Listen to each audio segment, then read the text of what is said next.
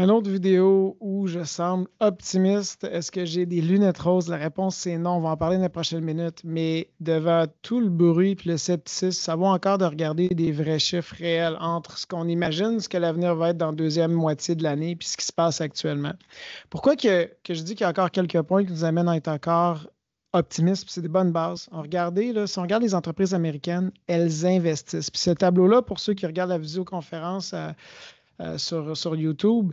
Euh, Chaque ligne verticale, c'est le taux de croissance. Donc, actuellement, cette année, on peut voir que les entreprises investissent 4 de plus qu'investissaient l'année dernière. Donc, depuis 2021, on voit une croissance des investissements. Puis encore, les entreprises continuent d'investir à un niveau encore supérieur que les années précédentes.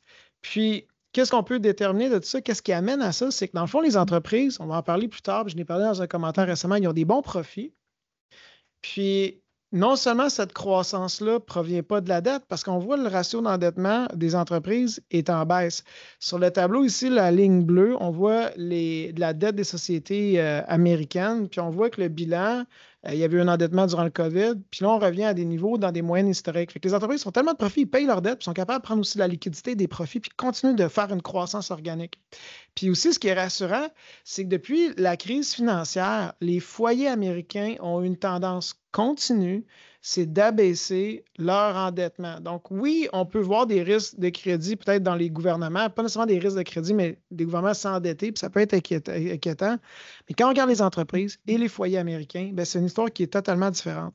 Puis pourquoi que les foyers, entre autres, baissent leur endettement? C'est que si on regarde leur revenu après inflation, depuis en fait 10 ans, là, on voit une croissance phénoménale des revenus des ménages américains en prenant compte l'impact de l'inflation.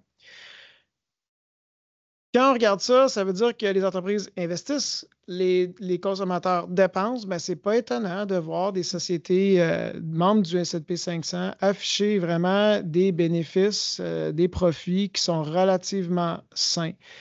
Donc, quand on combine tout ça, le but, ce n'est pas d'avoir que des lunettes roses, comme je mentionnais. Ça reste que l'évaluation du S&P 500 est relativement est élevé, dans le sens qu'on n'est pas dans une période de bargain, on est légèrement au-dessus des moyennes historiques.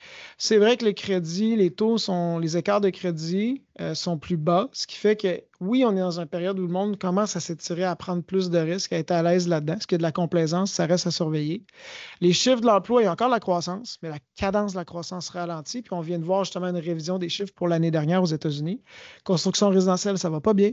Puis il y a des enjeux fiscaux du gouvernement qui continuent, les tarifs douaniers qui peuvent avoir justement un risque qu'on pourrait découvrir dans la deuxième moitié ou des impacts qui n'ont pas encore été pleinement évalués. Puis on remet en question les dépendances de la Réserve fédérale en ce moment. Mais quand on regarde ça, souvent ça nous mène à faire des projections, mais quand on regarde la trame de fond, actuellement, les faits et non la spéculation, les entreprises américaines continuent d'investir, l'endettement se stabilise, les bénéfices d'un S&P 500 progressent et la situation financière des foyers est beaucoup plus robuste que qu'est-ce qu'elle était dans le passé.